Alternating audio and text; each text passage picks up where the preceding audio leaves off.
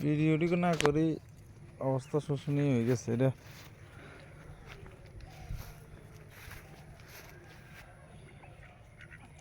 আর এটি ডিম দে কোন সময় রে এটি খাওয়াই তো কোনো লাভ নাই ডিমে যদি না দেয়।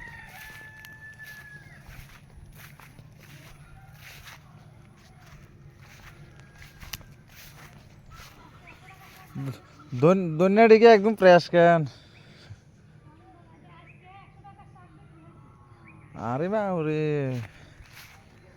এটি এলো গাম হালা না হয়েছে।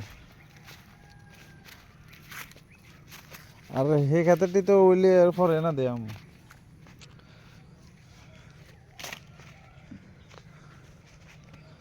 ওই যে বেগুন গাছ 10টা লাগাইছি ঠিক 10টায় কারবার কেন সবেদা ফাদে নতুন করে আবার ফ্লাওয়ারিং হয়েছে।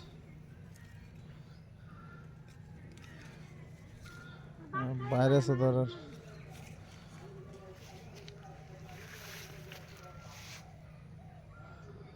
গাছটা স্প্রে করতে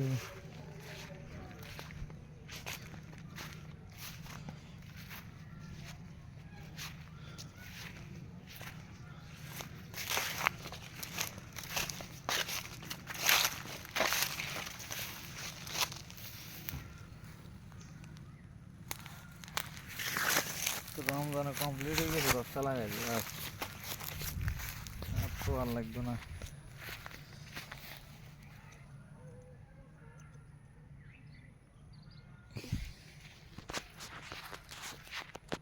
আরে তেজপাতা গাছ রে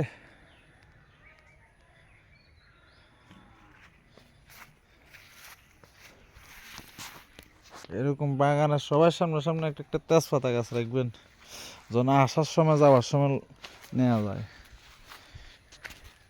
সাইজ দেখছেন নি কিন্তু এটা 18 মাস হয়েছে এটার বয়স।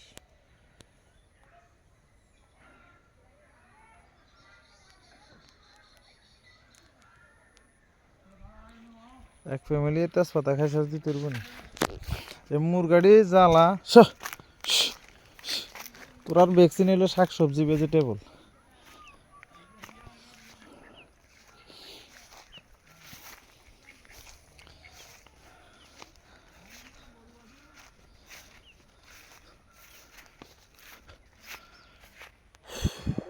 বড়র এই বছর ফলন তেমন একটা আসে নাই কারণ হলো যাই যখন বড়র পরিচর্যা করা লাগে সার মশলা দেওয়া লাগে ওই টাইমে অনেক বিজি আছিলাম তো তার কারণে দেওয়া হয় নাই। তারপরেও যা এক এক গাছে আছে আলহামদুলিল্লাহ কোনো অখুশি নাই।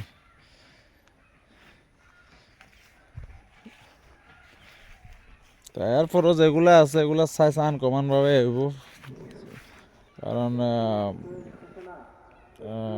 পরাগায়নের পরে যখন বড়গুলা মোটর দানার বন্তর হয় আপনার একটু সাইজের তখন আমি খাবারগুলো আমি গাছের গোড়ায় দিছি।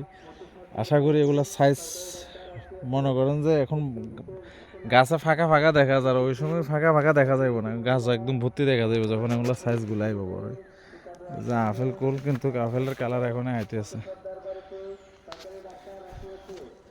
বল সুন্দরী আপেল কুল কাশ্মীরি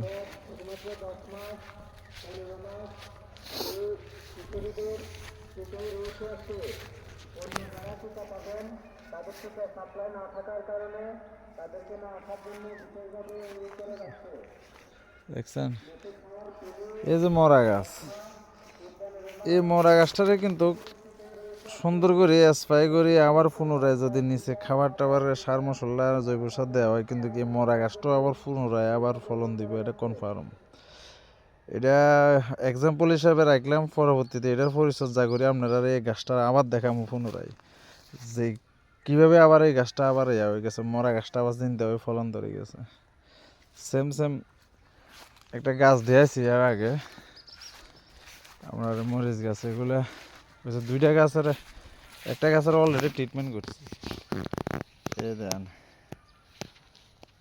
এই গাছটাও সেম সেম এইটার মতন হইব। এটার ভিতরে অনেক মরিচ ছিল আজকে তুলে নিয়ে হয়ে গেছে। এই গাছটার মতন সবগুলো হইব। এগুলো আপনার একটা খাইলে হ্যাঁ বডির ভালো পারফরমেন্স আইব, একটাই কাফি। ওই গাছটার কিনারে নেমু বিচলে রাখার লাগে বলছি এই গাছ। এগুলো এক একটা গাছ 60 টাকা করে আমি নিয়ে আসি, কিন্তু এখন আমার কিনারে বীজ আছে তো সমস্যা নেই।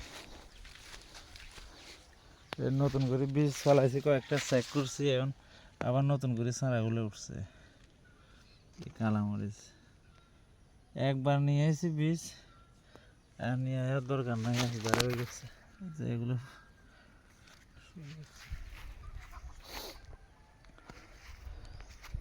আঙ্কুর গাছের চাঙ্গা এখন সুন্দর করে একদম পরিষ্কার করে রাখতে আছে, পরবর্তীতে সবগুলোর ভিতরে খাদ্য দেওয়া হইব।